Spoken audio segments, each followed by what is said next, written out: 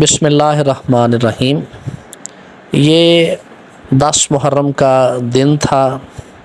حضور سیدی بابا فرید الدین گنج شکر رحمۃ اللہ تعالیٰ علیہ اپنے مریدوں کے ہمراہ جس جگہ پہ آج آپ کا مزار اقدس ہے اور بہشتی دروازہ ہے وہاں پر تشریف فرما تھے۔ آپ نے اپنے ایک مرید سے پوچھا کہ آج کون سی تاریخ ہے؟ تو مرید نے کہا کہ آج 10 محرم کا دن ہے۔ اس پر بابا صاحب علیہ رحمت نے ارشاد فرمایا، من مات حب آل محمد مات شہیدہ۔ یہ رسول اللہ صلی اللہ علیہ وآلہ وسلم کی حدیث مبارکہ ہے کہ جو آل رسول کی محبت میں اس دنیا سے گیا وہ جنتی ہے۔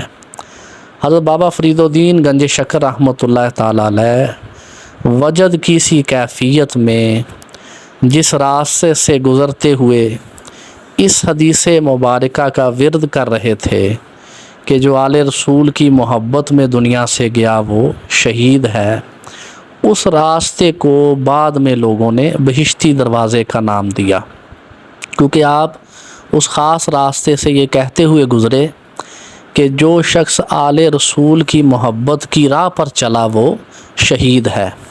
جیسے تاریخ کے بہت سے واقعات میں بعد میں تغیر و تبدل ہوتا ہے، اس لیے سادہ لوگوں نے اس بات کو اس انداز میں لے لیا کہ بابا فرید الدین گنج شکر رحمۃ اللہ تعالیٰ علیہ یہ کہتے ہوئے اس جگہ سے گزرے تھے کہ یہ بہشتی دروازہ ہے، تو اس وجہ سے اس جگہ کا نام بہشتی دروازہ پڑ گیا۔ اصل بات یہ ہے کہ محبت آل محمد ہی دنیا پہ بہشت کا دروازہ ہے۔ یقیناً بہشت آسمان بری میں ہی ہے، لیکن زمین پر اس کا دروازہ آل محمد کی محبت سے ہی کھلتا ہے، چونکہ یہ بات بابا فرید الدین گنج شکر رحمۃ اللہ تعالیٰ علیہ نے ایک انتہائی عارفانہ اور ناصحانہ انداز میں کہی تھی۔ اولیاء کی باتیں، ان کے اعمال مقبول ہوتے ہیں، اس لیے آج بھی اس جگہ پر بہشتی دروازہ قائم ہے۔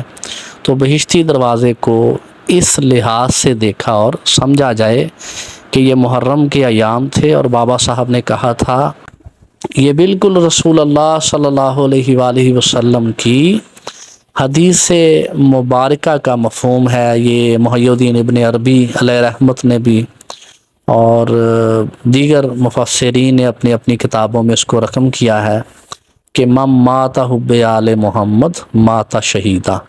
آج کے نادان لوگ جو اولیاء کا بغض رکھتے ہیں اور اولیاء کی کرامتوں کے منکر ہیں، وہ بغض اولیاء میں ایسی باتیں اور جو ایسی منفی سوچ کو پروموٹ کرتے ہیں۔ اصل بات یہ ہے کہ اولیاء کے ہاں ظاہر کو نہیں دیکھا جاتا بلکہ باطن کو لیا جاتا ہے، اور الفاظ میں نہیں الجھا جاتا بلکہ مطالب اور مفاہیم پہ غور کیا جاتا ہے۔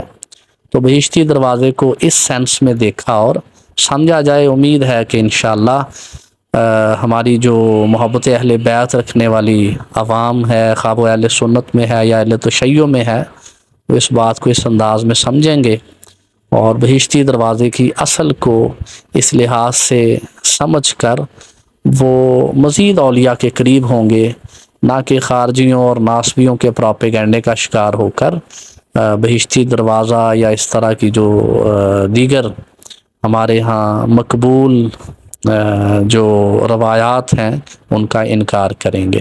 والسلام۔